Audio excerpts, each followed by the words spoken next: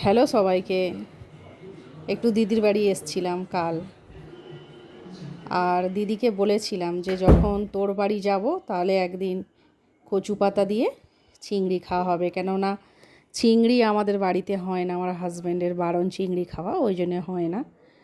তো যেহেতু আমি বলেছিলাম, ও দিদি বলেছিল ঠিক আছে, আসলে হবে। তো গেছিলাম। তো সকালবেলা যাবো বাজারে গিয়ে চিংড়ি মাছ নিয়ে এসছে, আর সাথে এনেছে কচু পাতা। আঁশ চিংড়ি দিয়ে কচু পাতা হবে। তো আমি কচু পাতাটা আগে থেকে ভালো করে ধুয়ে নিয়ে কাটতে বসে গেছিলাম। একটু ছোট ছোট করে কেটেছি। কচু পাতাগুলো ভালো করে কাটা হয়ে গেছে। এবারে কচু পাতাটা আমি একটু ভাপিয়ে নেব, ভাপিয়ে জলটা ফেলে নেব। কচু পাতাটা ভাপাতে বসিয়ে দিয়েছি। এবারে কিছুটা সর্ষে আর একটু কাঁচা লঙ্কা একসাথে শিলে পেস্ট করে নেব।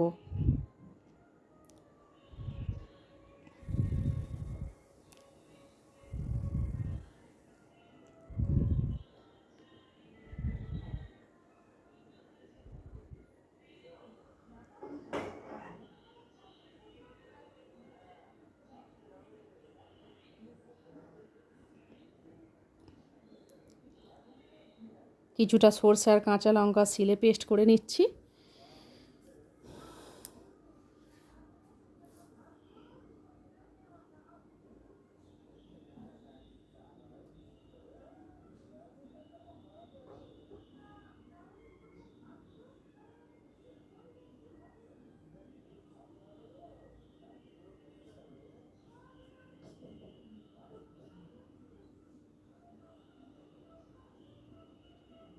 বাটা হয়ে গেছে, এবারে বাটিতে করে তুলে নেব।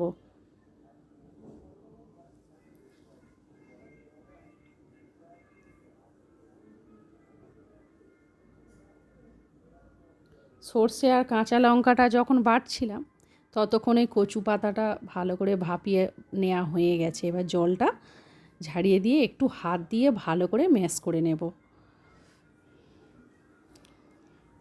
হয়ে গেছে ভালো করে মাখানো। এবার কড়াইতে একটু সর্ষের তেল গরম করে তাতে কালো জিরে আর কাঁচা লঙ্কা ফোড়নে দিয়েছি, দিয়ে চিংড়ি মাছটা দিয়ে দিয়েছি। চিংড়ি মাছটা আমার দিদি আগে থেকেই ভালো করে ধুয়ে আর নুন হলুদ মাখিয়ে রেখেছিল। চিংড়ি মাছটা ভালো করে ভেজে নেব। চিংড়ি মাছটা একটু ভাজা ভাজা হয়ে গেছে। এবারে এতে সর্ষে আর কাঁচা লঙ্কা বাটাটা দিয়ে দেব। কাঁচা লঙ্কা আর সর্ষে বাটাটা দিয়ে একটু ভালো করে নেড়ে ছেড়ে ওতে যে হাত দিয়ে ম্যাশ করে রেখেছিলাম যে কচু পাতাটা, ওটা দিয়ে দেব। দিয়ে এবারে খুব ভালো করে নাড়তে থাকবো। একটু নুন দিয়ে দেব। ভালো করে নেড়ে নেড়ে কড়াইতে একটু শুকনো করে ফেলতে হবে একদম, তবে খেতে একটু ভালো লাগবে। প্রায় হয়ে এসছে, হয়ে গেছে কচু পাতা দিয়ে চিংড়ি মাছ। এবার খেয়ে দেখা যাক। প্রথম পাতে আমার জামাইবাবুকে দেওয়া হলো চিংড়ি মাছের তরকারি। খেয়ে দেখো কেমন হয়েছে।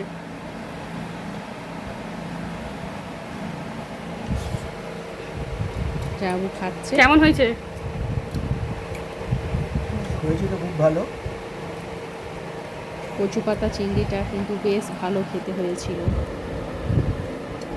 দিদি আমাকে একটু দিল, আমি ভাত দিয়ে মাখিয়ে এবারে খাই। যে চিংড়ি